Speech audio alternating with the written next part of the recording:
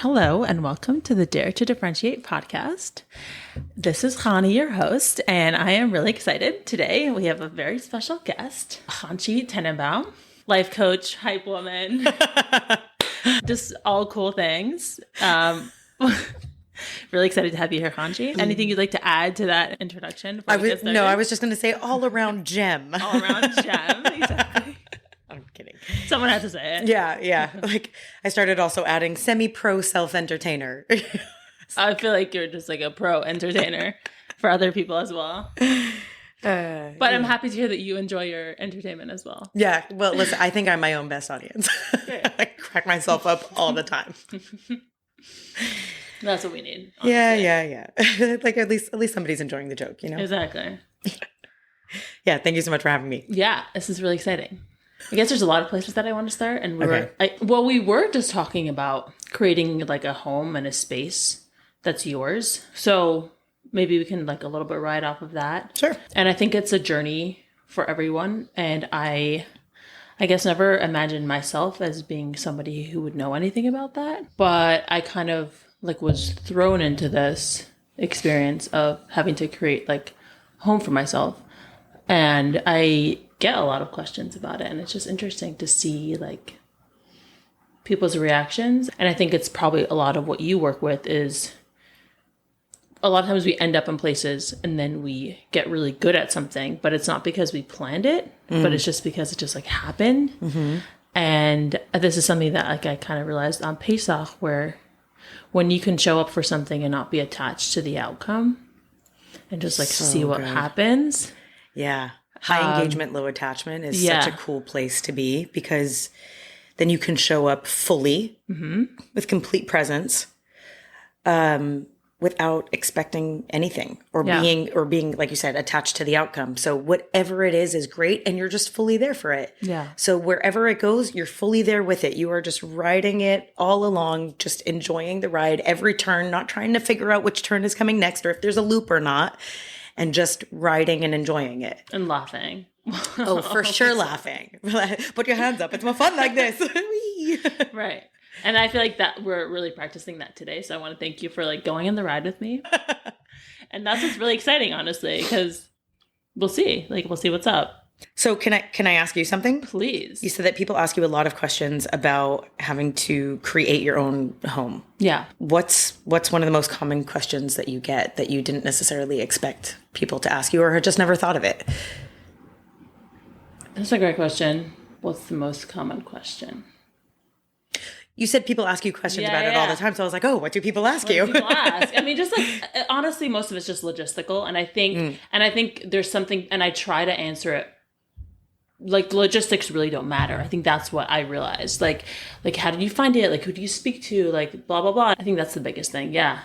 Like people ask a lot of logistical questions. And, like how did you figure that out on your own? Right. And how did you find this and that? And like, where did you get your couch and your furniture and your this? And it like, it all just like happened in a way that I couldn't have planned. So I guess that's the biggest lesson. And I think in general, we just like ask about logistical questions are like the easiest questions to ask. Mm-hmm. And like, what's behind that? Right. What do you really want to know from me? Yeah. What do you want to know? But right. I think that's actually a really great question. Thank you. Sure. Yeah. You probably like come across that in your work a lot with working with coaching clients. That people start to ask, how do I do something? And then there's something much deeper behind that. Yeah, like there always is. Yeah, and like the logistics, like I really can't tell you. Like, I mean, especially like we live in New York, like things are move so quickly. And like, there's no like formula for, you know, the real estate market or anything like, or even beyond that. It's just like, we can't plan it. And how can we set ourselves up in a way that, what can we plan? Maybe that's a good conversation to have. Like, what are the things that because we know what we can't plan, but what are the things that we can plan and be intentional about? Right. Well, I think that's a similar question of what are the things that are in our control and what are the things that are not in our control. Exactly. Which it always comes back to, well, way more things than we think are not in our control. What is in our control? How we react, what we choose to do.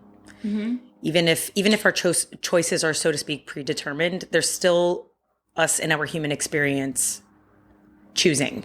Yeah. And knowing that you can never choose wrong, because you will always go where you have to go. You will always end up exactly where you need to be, experience exactly what you need to experience in order to get to the next place and the next. So I think, and going back to what we were saying at the beginning, is I think that we get to choose how present we are. Yeah. And so how fully are you experiencing exactly where you are? And then that goes into a lot of, I think, all of this of what's in our control, or what do we get, what can we prepare for is, well, I think we can grow ourselves as humans, understand ourselves, heal where things are or aren't. Yeah. And aren't coming from, all of that kind of thing, so that we can show up more fully, so that we can choose more with more intention and more awareness, and then just keep showing up. And the more, I actually also find that the more present we are, it's so funny. It's like the lack of preparation sometimes opens up for so much more opportunity. Yeah. That it's like, don't stop trying to plan it. Yeah. It will find you when you're ready. Yeah. It will find you when it's time. And I feel like there's a lot of that happening in my life right now, of just, I'm like, okay, I'm ready. I'm open. I think for this thing in specific, and then God's like, no, here. And this other thing that you kind of also meant, but didn't really. Right. And just being like, it was like, on your Pinterest board.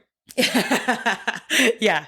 And then just in the presence of it, saying, okay, laughing at myself for thinking I know what I meant, and being able to say yes and go with it. That I think is like the preparation of knowing, I think it's preparing yourself to, I'm all over the place. It's preparing yourself to know you've got it. Yeah.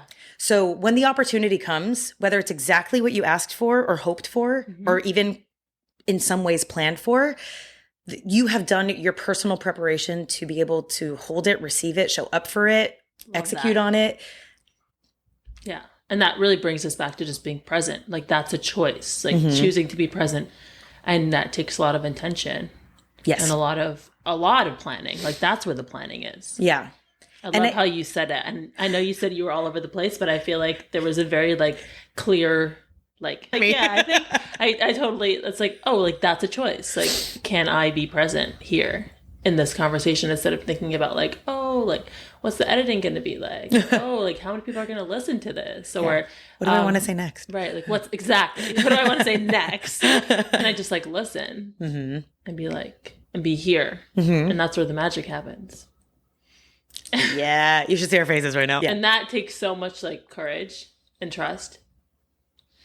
Well, I do think that sometimes, and let me know if you find this, I do think that there's a lot of clearing to happen sometimes to be in full presence. Yes. Like, when we're really distracted, is it really just what's going on in our lives right now? Or is there a bunch of other stuff we don't even realize that we're taking with us into every moment? Yeah. So I think also the more that we can properly and truly work through that and clear it up in a way that it comes with us as a part of who we are, but not in a way that it's taking up mind space, I think the more presence open, I think another available. way to say that is cleaning out the vessels, right? There's a lot of talk about kalim, right? You mentioned that be open to receiving, but sometimes those receiving spaces are filled with dust or stuff or other stuff that just doesn't need to be there, that maybe served a purpose at a time, but is maybe a beautiful dress that once was great and you wore it and you wish you can wear it again, but it has already that time has already passed. Yeah. And I've been experiencing a lot of that also, just this was great, because I feel I used to be no, this isn't good. It's time for me to say goodbye to that or move through it. I'll just use the same example as your closet. It's if something has a hole in it, or if it's, something is ruined about that item of clothing, that's when you get rid of it, but not necessarily. Maybe you get rid of it sooner and you make space for something more beautiful, something more aligned, something that's more you now. And I think that's such an important, piece of being present. And I love that you said that. It's what else is going on that's standing in the way of you really being able to be here? And that's not to say we all have our days. Yeah. Things are flying and we're distracted and it's never perfect. It's just how much more often can we be fully present and fully aware of what's really going on. But what you were saying a moment ago reminded me. Last night I had a friend called me and she was talking about how she's being faced with a decision. And she's like, I hate saying no when I don't have to. And I was like, but isn't that so much better than when you do have to? Oh, I love that. But isn't it so That's much better that amazing. you actually get to choose that instead of you? Because I am sure if it was like, I have to say no and I hate that, that would also be the same thing. And also it could go either way, right? When you say no, you're also saying yes. So I saying yes when I have to or saying yes when I don't have to. It's just the difference of that. So kind of what you were saying, it's like maybe we get to create more opportunities for ourselves where we get to say we don't have to wait for this thing to expire and be forced into a decision like, oh, now these shoes are torn, so I can't wear them anymore. And like, my gosh, I'm stressed. I have nothing to wear. Right. Like maybe if you haven't worn them in 2 years, you're ready to let them go or give them away or sell them or whatever it is. On eBay, Facebook Marketplace. Yeah. And then you can get something that actually is your style, is your taste, is your comfort, whatever, fill in the blank. Yeah, I love that. And how powerful is that where you can own your decision? Like, it's not something that like, oh, that person is so toxic, I can't be friends with them anymore. Like, maybe that person was a really great person for you at a time. Yeah. And maybe you can choose to be like, no, it's not that time anymore. Yeah. And that's beautiful. Like, Well, they say like a reason, a season, or a lifetime. Exactly. And know that them no longer being in your lives does not mean that when they were there, it wasn't it wasn't helpful. It doesn't have to get tainted because it's over 100%. or because it's no longer healthy. Yeah. That's like the biggest thing for me. I feel like, because but how powerful is that you could really make those choices from that space? It doesn't have to be dusty. It doesn't have to be, it could just be, I'm just looking at, I just got an air conditioner to install into my window and I'm like, oh, it's here. It'll be here for a couple months and then I'll take it out. And it'll be cold again. Only after much humidity. Much humidity. But, it's like I'm happy for it to be here now. And it was actually interesting because I was having a conversation with somebody. I was thinking about this earlier. And he was telling me that he was like so stressed about like this business venture. And I was like, the only reason why you're stressed about this business venture is because that's the only thing you can do right now. Because the investment's already made. The choices have already been done. And there's nothing else to do but wait. So stress feels like you're doing something. So that's what you can do. And it's it was Shabbos. So like, right. Even more so. It's like nothing, that's literally the only useful thing. And it's like, what if we can use the tool of Shabbos to be like an invitation to be present, an invitation to be like, this is where I am. Yeah. What I love about Shabbos is for people who, for those of us that keep Shabbos in a very traditional way, is the distractions are shut down. Yeah. So even though there can be the things to worry about and get caught up in, a lot of things are automatically put away and you kind of have to sit with it. So you're being present to those things that you may or may not make the time for otherwise. Or also notice your tendency. If there is nothing to worry about, are you finding things to worry about? Are you finding things to stress about? Or I love the example that you said before. It's like, there's nothing else you can do. So you're stressing because that feels like doing something. But then it's also what's cool about Shabbos is the presence of just what is. It's just what is because we don't have those distractions. So what is? If you're stressed, okay, you're stressed. Now we don't have to compound the stress. Right. I'm stressed that I'm stressed. Yeah.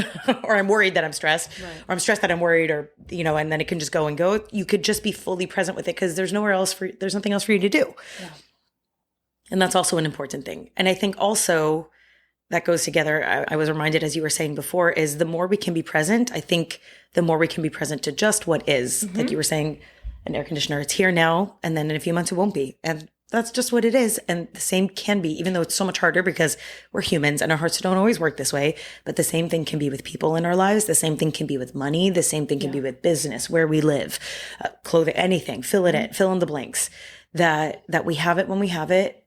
And either we have it forever or we don't. And that's just what it is. So be present to what you have now.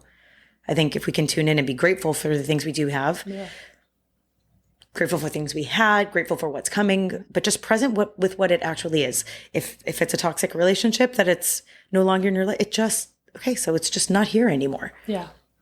Yeah. Even if it's someone you loved. Right. Love. Yeah. It's still love. Right. Yeah. I also just brought it all back around. Thank you. But you were talking about Shabbos. Well, it was just like an example of, well, I have a question Yeah. as a coach. Like, what kind of tool, is there a tool or tip or something that you can share with our listeners about being present? Because I feel like, in a way, very accessible. Yeah. In a way, very inaccessible. Mm-hmm. And it really starts with one moment, I believe. But I'm curious, like, what... Well, it's like, such a any good question. like, Yeah, it's such a good question. And I just had 5 ideas pop up and I hope I remember all of them. I think first, it starts with what is your relationship with being distracted or not being present? And just know that it's okay. We're talking a lot about how great it is to be present, but also know that it's okay if you're not. It's also not okay if you're possible. not. It's also not possible to be present all the time. All the time. Right. And this is such a good question because so many people struggle with this. And I struggle with it sometimes too. So it's just how can we be present more often? So I think even looking at that, and don't make that you're distracted or not present bad. Start with that. It's okay. It's okay that that's where you operate. It's okay that that's where you are because we all do. And some of us more or less than others. I think starting there, then maybe getting grounded into, well, why do I even want to put effort into being present? What am I hoping that will do for me? How might that feel? Even start to imagine it in your mind, in your senses, and anchoring that into your body lets it know. It's almost like pulling a memory from the future that you know what it feels like. And then when you know what it feels like, you can more easily tap into it and access into it. And there's a lot of ways to do that. A lot, like, even just focusing on your breath is something that people do in meditation, and a lot of grounding exercises is just literally come to where your body is, tune into your senses. What are you seeing? What are you feeling? What are you hearing? Feel your breath coming in and out. Feel your feet on the floor, your back on the chair, whatever it is, of just physically get into the room. I'm also pretty good at, and always have been, but then also I know that I have to prioritize it because I get sucked into it as much as anybody else, is I put my phone away. Mm-hmm. Like just put it away. You're meeting with somebody, put it on silent, put it on do not disturb, or just put it in your pocket that you're not reaching for it. Make time to check your phone instead of it being something that you're constantly reaching for and checking, because there are hormonal responses of why we do that. But getting into a habit of it's okay if I don't check my phone for an hour. And it's also okay if I'm always checking it. Yeah. Well, that was the beginning of it. It is okay if you're always checking it. No, for sure. It's okay if you're always checking it. But if you're wanting to be more present, if you're wanting to be more present, a really good way to get more present is put the distraction away, right? Like if you don't want to be eating cookies all the time, maybe don't buy them and bring them into your house. It just makes it easier.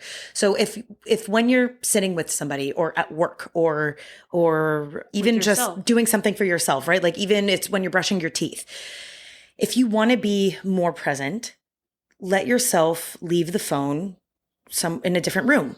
Like you can brush your teeth without the phone in the same room as you. Just start with that for 2 minutes, right? How long does it take to brush your teeth? A minute and a half, a minute.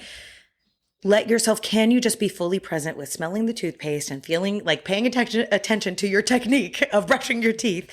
And just, that's it, 2 minutes at a time. Or if it's with somebody that you really want to be present with, like you have that intention of wanting to be present, can you put your phone on do not disturb and leave it in your pocket? I mean, it's a totally different thing if you can even leave it at home. Yeah. Which is actually something that I just heard. Have you heard of Johan Hari? Mm-hmm. So I just went to this event where he spoke at about a month and a half ago. Yeah. And he spoke amazingly, and there were some Q&As at the end. And like the very last question, somebody just threw out. I think it may have been Connie Lisbon, like threw out, what do you do when you get lonely? It was a lot about anxiety and depression and loneliness and lost connections and reconnecting and things like that. And he said, I put my phone away and I go and spend time with my friends. Did I say the question she asked? Yeah. Okay. What do you do when you feel lonely? What do you do when you get lonely? Yeah. Right? And that was after a bunch of really deep questions. Mm-hmm. He said, I put my phone away and I go and spend time with my friends. So even just that, I think he said he leaves his phone at home. That's another level. Or I've heard like Simon Sinek say that when he goes out with his friends, they bring one phone. He's like, we bring one phone in case we need to order an Uber, or, of course, if like somebody has to take a picture of the food. But he's like, the rest of us leave our phones at home. They don't even do a basket of everybody put your phone in the basket. But also putting your phone in a basket is great too. Also, keeping your phone in your pocket is totally fine. Right. But will you be tempted? Like, can you make it a little bit easier for yourself to be present for the 2 minutes, 10 minutes, hour, 2 hours. And also, I think because we're so connected all the time, starting to make it normal that I don't answer right away. Yeah. And that if somebody else doesn't answer right away, maybe they're being present. Maybe they're not available. Maybe they're, and just starting to understand, like, this is a very new thing to be so connected all the time at our fingertips. So kind of coming back to something that we've always done. I know you were asking more how-tos, but I think it's even just notice what are your distractions. Yeah. I go to a phone because it's just the easiest one that I know we all have to deal with. So, but what else are your distractions? Is it like trying to juggle the kids at every moment? Okay. Is there a way to streamline that and make it a little bit easier to be more present to, and now I go here and now I go here. I know I have this on the schedule. I know I'll have time to get there. Also, when you're driving, please be present when you're driving, right? Just safety first, like for you, for the people in the car, for people in other cars is like, yeah, we have our GPSs and things like that, but can it just be your GPS and that you're not doing 100 things at once? Like be present. And then what can that car time become? Yeah. Driving is actually just as an example time for that. It's like shower thoughts. Shower thoughts. That's such a great point. Well, two things that I really love what you said. First of all, just noticing like what distracts me. What are those things? And number one, it's not bad. And number two, just like notice what it is. I love that. And it's interesting because I feel like the first thing that you did mention, like just go right away to our phones. And it's so ironic because like there's so much connection to be made. And I've made incredible connections through social media. And I'm so grateful for that. And then can I be super present and be like, this app has been amazing for me and I need a break. Mm-hmm. And right now, it's not the vibe. Mm-hmm. Like right now, it's not giving me what I need. Right. Can I have the courage to walk away? Yes. And I'm so glad that you brought up specifically social media also because like so many other things that can often get demonized, social media is not bad. No. It is such an incredible opportunity for connection, for resources, for inspiration, for information, for all of that. Life-changing. All of that, 100%. And we know, based on information that is coming out more and more, that it is made to suck you in. Yeah. So we're not talking about even the platform or the information that's on there. Some people will say it's like dangerous. It's not dangerous. First of all, what are you connecting with? You do have choice around that. What are you spending time with when you're on these apps? Mm-hmm. And it's just understand your human biology and tendencies. And can you put a time limit on an app? Yeah. Can you maybe disable your notifications for a little while? I actually just met a girl. I'm working on a show and I met a girl who I think she's a senior in high school, and she realized that she was just spending so much more time on her phone than she wanted to. Mm-hmm. And she disabled a few apps for 3 days just to do, it was like, oh, you're doing a detox. Right. And she did it just because she wanted to see if she could and to see then what happened. Yeah. And she was like, I feel so good. She's like, I'm not deleting them. Yeah. She kind of just disabled stuff for a few days. And I thought that was so clever to just like quote unquote detox. Yeah. But not in a bad way, not because it's bad. Way. No, and not because it's bad, rather because she found she wasn't really spending as much time where she wanted to, or she was spending more time there than she wanted to. So that's also one of the first things that I said is like, well, get clear of why do you want to do this? Mm-hmm. If being present is not important to you, great. Click out of this podcast and go somewhere else, right? That's okay. Like come back later, but if it's something that is important to you, well, why is it important to you? Okay, so what are you swapping it out for, right? Like you're talking about a vessel. What's in the vessel that you can't bring in? You can't bring in new furniture into your house when the old stuff is still there. You gotta first take out the old stuff, and so you know where are you putting your couch, your new couch. And sometimes it will feel empty and like uncomfortable. Well, I think uncomfortable and just unfamiliar like, is another really good word. Like what's going on here? And guess what? Like the best things come through discomfort. Discomfort is not bad. We're so scared of it. Humans, we want to be comfortable. We all do. I think there's very few people that are like, I love being uncomfortable. And I think it's really being uncomfortable in a comfortable way, like in a safe way. If you're choosing it. That's a great point. Like this is, I guess we were talking about before, the yes and no. Like, this is a choice that I feel safe enough, I feel supported enough to be able to get uncomfortable. And it's not because you're like being controlling. It's just because We don't want to like re-traumatize ourselves. Yeah. Like putting ourselves for out sure. there. For sure. And there will be, Yeah. I do want to bring back in there. Things happen. Sometimes things happen without your choice. That's a part of the things that we can't plan for. Things do happen. Those days happen. God forbid, like a scare, an illness, something, it happens. And like how much more, I think it's also about how much more quickly can we adapt to that? Yeah. Can we be present with how quickly can we get present with exactly what God has sent us and just try to work our way through it as gracefully and consciously as possible. And just do your best, just do your best. And your best looks different every day. So even when people say do your best, it may look like you're 20% of a different day that feels like 100%, but that your 20% is your 100% for that day. And that is perfect. That's fine. That's amazing. And it's okay. Yeah, I think that's actually such a good point. I was talking to somebody and she was telling me she recently started a new business like a year and a half ago, and she has since gotten married, and she was telling me that she doesn't really feel like she's excelling at her work. And I'm like, you're doing it. Like, that's like excellent. Like, you're doing it, you're showing up every day and people are happy, and that's it. Like, Is that where you want to be excelling in your life right now? There's so much else going on, right? There's so much else within the year and a half that you've started this business. There's so many life changes. Like, can we celebrate the fact that you're still showing your business is still running? It's successful. Just because you don't feel like it's the most successful and you're not putting all of yourself into it, that's fine. Yeah. Not that's fine. Like, that's amazing. It's amazing that you are doing it. And like, is this like the most ideal way that you want to show up? I mean, there are other places in your life where you want to show up more and you want to invest more. And I literally asked her straight up. I was like, do you even want to invest everything into this right now? And then she's like, no. That's a good question. And then she's like, no, I am investing where I want to be investing. And that's amazing. And that's the beauty of choice and being intentional about like where your resources are going. Yeah. And we're so impatient. We're very often so impatient, and we're so hard on ourselves. We have such high expectations of I should be able to do all of this at the same time. Yeah. Mama, you are stretching your capacity right now. You are in a new marriage, living in a new place, starting a new business. That's a lot of things to be managing and showing up for at once. Yeah. So, like you said, appreciate where you're at now. Understand that you are putting the most of you in the places that you want to get the most of you.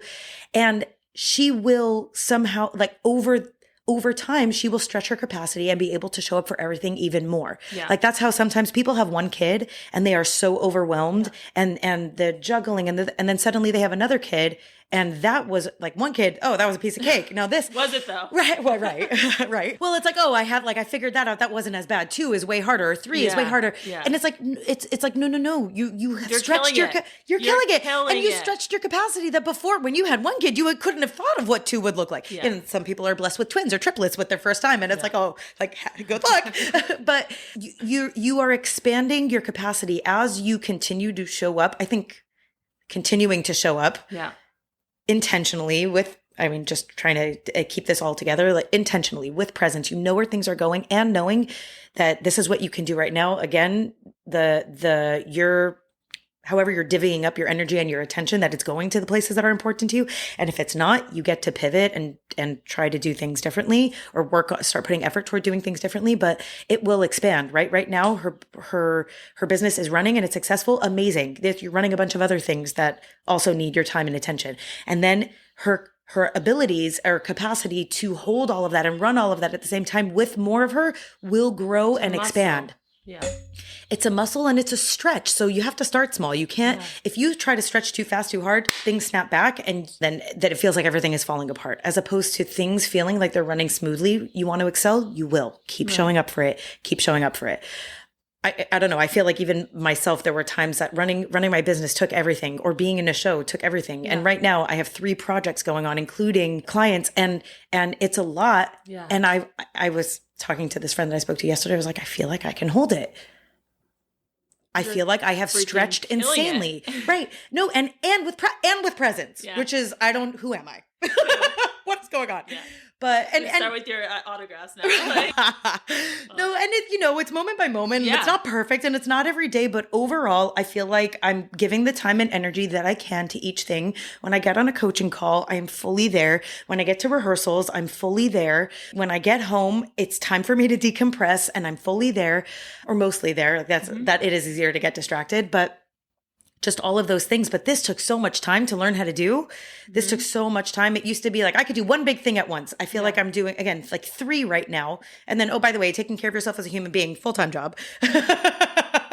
And just all of and maintaining relationships and all of this. And we have to stretch and grow our capacity. Yeah. And sometimes we can do that in a way that's simply uncomfortable and maybe somewhat unfamiliar. And sometimes it can hurt and be painful. But either way, understand that it's growing you. Yeah. It's stretching you. It's expanding you. I'm using my hands in a way that you can't see because this is audio. It's like stretching my chest open wide, like I got it. Yeah. I don't know. I think the biggest thing here, like there's a lot of talk about like stretching and growing and how painful it is. We need more, or maybe I'm speaking for myself, just like realizing how much we are actually doing. Yeah. And like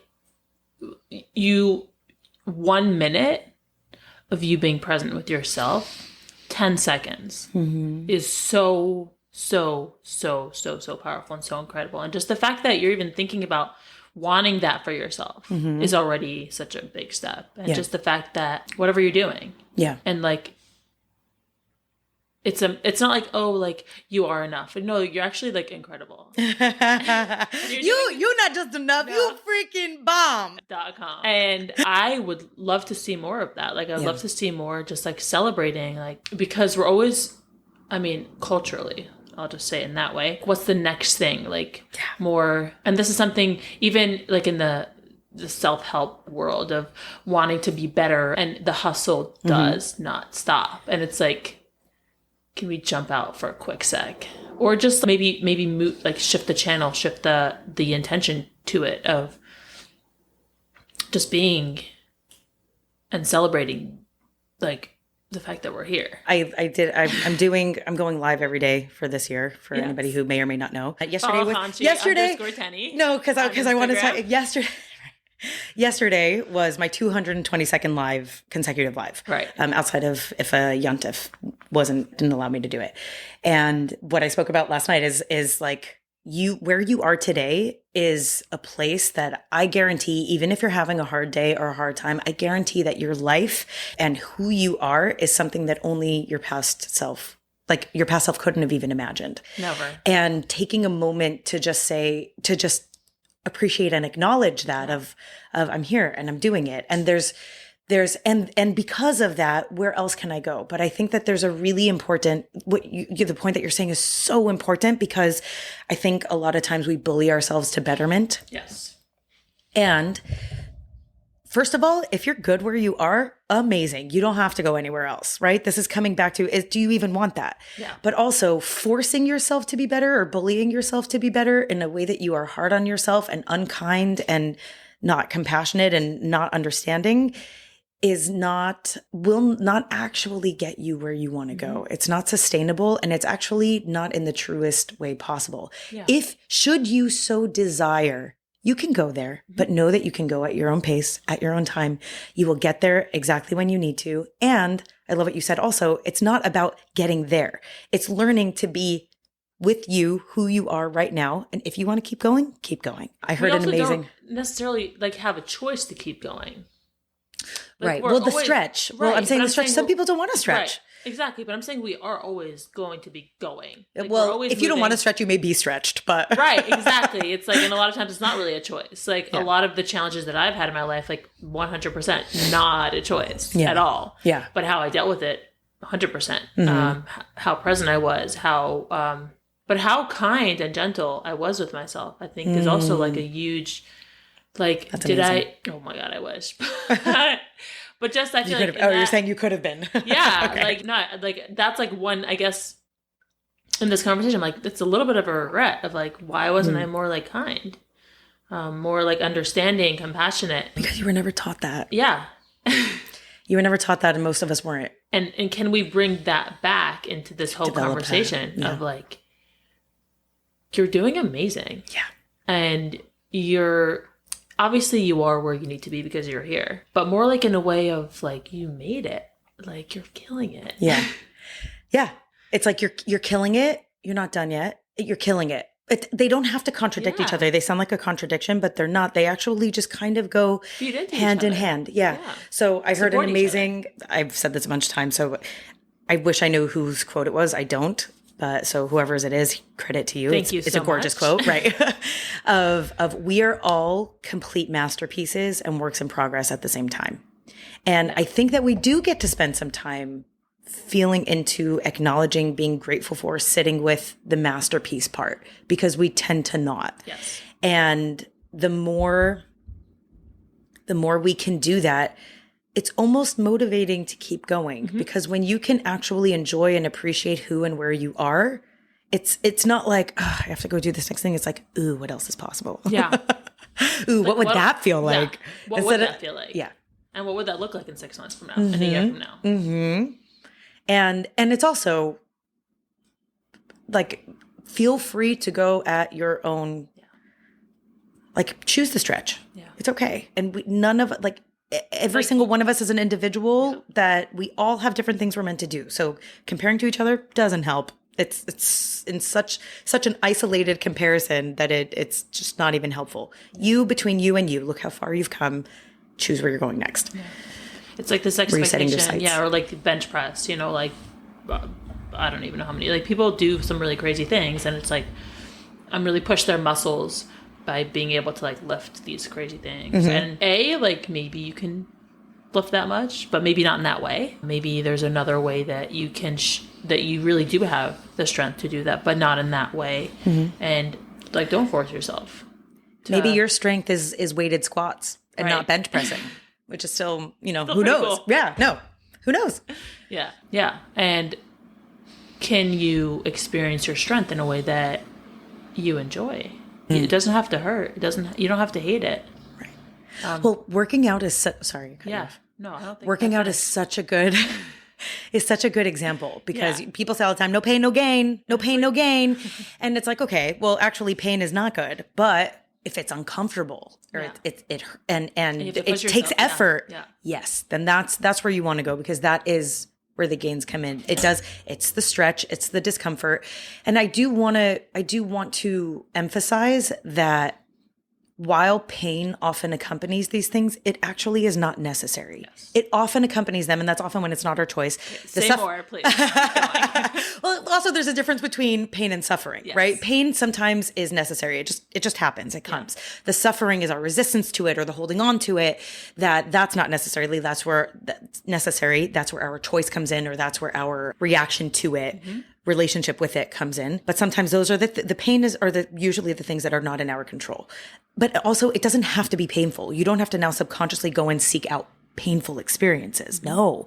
But looking for, like, approaching and intentionally and actively choosing something that is out of your comfort zone, or that is unfamiliar to you, that something you've never done before. And again, because you've prepared by creating trust with yourself, and you are creating presence to know you've got your back, you can show up for exactly what is, and that you'll figure it out, and that you have resources, and you can ask for help, and all of those things, then you continue to stretch, you continue to gain, you continue to grow. But we're so scared of the discomfort or the possibility of failure. And it's like, the more you can choose it, the more your relationship with it, like, the more you learn to trust yourself, the more you can choose things more consciously, instead of it coming and choosing you. And then it's like, just like so caught off guard. Or sometimes you choose something and you just didn't realize how much it would hurt. Yeah. But it doesn't mean you were choosing the pain. It was choosing, and like, for example, I'll give you a personal example. I moved out of my apartment last August from an apartment with friends, a beautiful place. I really wanted to move into my own place. I am still in between places, and it's been incredibly challenging, and actually affected me so much more deeply than I could have imagined. I chose it, and it was to move towards something I really wanted that felt really expansive. Still, I have these great grand ideas for. But the last 6, 7 months have been so rocky in ways that I could not have anticipated. And they've been incredibly stretching, incredibly growing, but it also hurt like hell many times. Again, in ways I could not have anticipated and would not have signed up for. Like if you knew. Yeah. If I knew then what I know now. Yeah. Yeah. And I'm already grateful for it. Right. I already see what it did for me. I already like, oh my goodness, the way my relationship with myself has shifted, deepened, and grown and changed over the last 6, 7 months. This is exactly what I was talking about. Like, who am I? Yeah. Like, tell past me that this is possible, not when we're 40 or 50, but this is like right now, here, today. So thank you for sharing. So yeah. Wow. And also I'm still in it right now, but my relationship with it, because of my relationship with me and the way I showed up for the pain, through the tears, through the, but it's a lot. And. Yeah. Wow. Thank you for sharing. So I'm like, give that a minute. Hold space. Celebrate that. Well, like it's also, again, like amazing. the pain wasn't necessary and I didn't anticipate it, but this was totally because of something I chose. Right. And also, so to speak, like something that you chose and the intention that you set out forth in it, and it not being the way that you intended. Mm-hmm. And you're present and you're here and you're experiencing your life. And it's like, wow. Like it's so incredible. Like it's magnificent. The fact that like, yes, like you chose it and it was like, this was the plan. This was the intention. Okay. That went to shit. Okay, fine. Yeah. It's supposed to be max 3 months. Exactly. And then it's just like, nah, listen, like, I think that's like a pretty related. Oh, it's been like 8 months. 8.5 months. Like your mom was like, you said 6. I'm like, it's 6 months. Yeah. 8.5 months. I had to actually do the math. I just literally counted on my fingers. Yeah, but that's like magnificent. Like it's so beautiful. And just the fact that you have enough presence to like really be able to articulate what it is and to be able to express, obviously in this case, like to the comfort of what you're comfortable sharing. I'm sure there's a lot more, but it's magnificent. And I think like we're just like, thank you for giving us the opportunity to witness you in that process, because we still don't know. And like, it's still beautiful. I have no words more than that. It's so funny because it's also from the outside, it's like, okay, big deal. It's not like it's huge. It's big. And I think it depends where you're coming from. It depends, again, with how deeply it affected me, the way it affected my work, the way it affected my relationships, the way that it started, just the way it affected me. It's funny. Earlier this year, I was talking about the Great Reset of November 2021, which is actually the end of last year. And it was like, I was calling it a 1 month thing where I felt like my insides crumbled, my foundation crumbled. And like, why it takes a minute for things to fall apart and then 6 months to rebuild. Yeah. I don't know. But I was calling it a 1 month thing, but then, yeah, it kind of was also December and then most of January, pretty much all of February, definitely leaked into March and some of April. But here we are. And honestly, there's a lot of things that I couldn't even tell you what was happening. There were days that it just felt like it was coming out of me. I knew it was being processed. I didn't even know what it was. It would just like leak out of me almost through my eyes or through, and for whatever reason it sucked. It sucked. It really hurt. Mm-hmm. And oh my God, I'm so glad. Yeah. And in a lot of ways, and I can imagine. I'm sure. Yeah, sorry. Yeah, I'm saying in a lot of ways, it still sucks. It's you know what? It's just different. Okay. No, it's okay. It's okay. Wow. It's okay. It's not my favorite, and I wouldn't necessarily choose it. But it's just what it is. Yeah. Like right now, this is just what it is. Wow. This is where I am. I'm actively working on it. I'm actively pursuing things, and it will. I can't force the right time. Yeah. And you're here. And here I am. Yeah, it's such a celebration. Like I don't think we celebrate enough. Just like being here. Yeah, and you mentioned it before, and it's. Can you talk more about it? I know you celebrating. I know you mentioned it before, but we're coming back to it, and it's such an important point. Yeah. Well, just like using the example of like living. You mentioned you wanted to move into your own home, right? Mm-hmm. And that's a big milestone. That would be a big celebration, and you're not there right now. Mm-hmm. And this process right here is such a magnificent celebration. Like all the details of it and all the work and all the space you've given yourself to process and to mourn the life that you don't have and to be sad about the life that you don't have and clear that out and then be like, this is what I do have. This is what I do love. This is where I want to go. This is where I want to stretch. These are the fun things that I want to try out. And all of that, like it's in a like a space where like just practically like you're so untethered. And it's just like magnificent just to know and to like be literally privy to this idea, this energy, this experience that like you're killing it. I'm glad you think so. Like no, well, just the fact that like functioning, yeah, being that then, but also like moving through it and processing and healing, whatever. God knows. Yeah. I honestly don't even fully know. No, I honestly exactly. He is the only one. Whatever, let us know what's up. Yeah. We'd be happy to know. But or maybe not, because maybe we wouldn't be happy to know. But this idea that I don't know, like it's really magnificent. And then and I'm happy to like say it again and again because it's You really, it's, I think my specific context right now, it's, you're kind of forced to strip you're stripped back to just you. Yeah. Like my life is still in boxes. Right.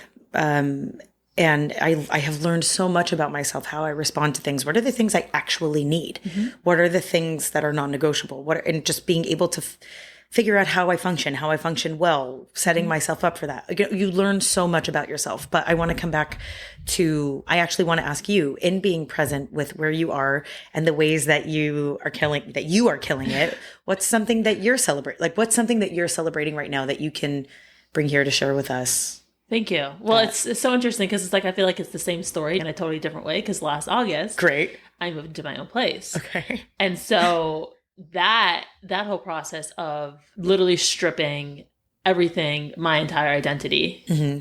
because I've always lived in spaces where it was someone else's space. So I kind of had to consider what else was going on in my space. And it really was never my space. So I didn't even know, I still don't really know what my space looks like and what I even want my space to look like, just because I've never had that experience. And it's also not even an experience that I thought I even wanted or needed. Mm-hmm. And it just was the timing. And yeah, I definitely felt stripping of so much. And then it's like, who am I? What do I want? What brings me alive? What are the routines that are non-negotiable? Like literally the exact same thing, but just like coming from a totally different angle, I guess reinventing who I am and learning a new relationship with myself in ways that I've never experienced before. And whenever you're with someone else, like you can always blame them. Like it's always available, right? Like you can always put it on someone else. For you. It's always accessible, and like I don't have that because like it's all on me, for better or for worse. But right, exactly. But then all the so to speak successes are also yours. Thank you. Well, which is a part of what we're asking. It's like, so where you are now, having developed that for what was it, 8 months? What did I count? Yeah. For 8 months and still in the process of figuring a lot of things out. Because guess what? Shocker. Things don't happen overnight. Yeah, what? I thought I had express shipping. Well, last week I just got my chairs for this table. So I literally got them last week. And I feel like that was also the process of like moving in and taking up the space because I had a really hard time like taking up this space and being like, no, this is mine. Like giving myself the gift of it and seeing it like whenever I pay rent, be like, no, this is a gift. This is for you. You're worth it. That whole process and like you're killing it and it's amazing. I wish I said that more often. But listen, like maybe I'll listen back to this podcast and remind myself. I'm killing it. We need t-shirts. I am killing it. We totally should. Signed me. Exactly. So that's like another thing. And then I've been really trying to build a business now. And now I'm like finally be like, I think I'm ready. So we'll see where that goes. Okay. Good luck. Thank you. Talk about a stretch. Business, trying to building a business stretches you. Yeah. Especially to you, right? It's all me. No one else to blame. no partners, and then it's just like, oh, maybe you do want to get a partner, maybe you do want to hide behind something. Honestly, this podcast interview is like a major stretch for me, because the whole first year of this podcast I was teaching, and it's not really what I wanted, but like I felt like I was hiding behind that. And I was like, it was easy, it was comfortable. Yeah. It was something that I was familiar with. I've been teaching for years, and like I know I'm good at it, but it doesn't have the same like effect as like a conversation like this, of like this type of connection. So, and the quality of like the energy that somebody else can bring. So thank you for this, because wait, we were celebrating you. What just happened? No, because like we're doing like this. I feel like for me, this is like a big step. Like you made it. You're like, yeah, let's do it. And I'm just like, should we? Like, is this nuts? Just so you know, she sounded a lot more confident at the time. She was like, yeah, let's do it. No, really, I'm like, yeah. Well, thank you. I'm so glad I could be a part of it. Yeah. Really, really. Yeah. Good luck with whatever is coming up and whatever you're investing in. I think the way that you were speaking to your friend, the way that we were talking, everything that I feel like there's a bunch of little points that we came to today that I think would continue to like hold that with you as the things the multiple things you're being present for, knowing where you can give more or can't give any more, knowing that it takes time, being patient, all of that stuff. There was one thing that you said at the very beginning. You're like, I make myself laugh. And which I love, because there's so many people that like share healing with other people, or share like, ideas of tips and anything. And I love that the first thing that you said is that I make myself laugh. Like, that's what I want to embody. Like, I mean, of course, laughing, but just like whatever I'm bringing to others, I want to bring that to myself. I love that about you. And I love that about like that being an option to like make yourself laugh. It's like, I know someone was a really big musician, and he was extremely depressed like his whole life. And anytime like it was like, oh yeah, he brought so much joy to people, and it's just like, but like if only you knew like how, and that's more normal, right? But like, can we like be more aspirational and like bring ourselves what we bring to the world? Yeah. Well, yeah, it's funny because I don't know if I developed this as a thing of, I was trying to be funny and nobody else laughed, but I thought it was funny, so I laughed, and I don't know if it was defensive or if it was natural, but I just know that now it's a part of me that, when I meet new people, they start laughing at how I'm fully laughing at myself. It's like, well, I thought it was funny. So here I am. And it's funny because it's not necessarily an intentional thing. It's almost like laughter is a reflex. So it comes. But I do think it's also, I guess, in part of stepping back and celebrating exactly where we are, that it's like this getting to experience ourselves, but in a way that's not like I am God's gift to humanity. Thank you. Not like I am that. Right.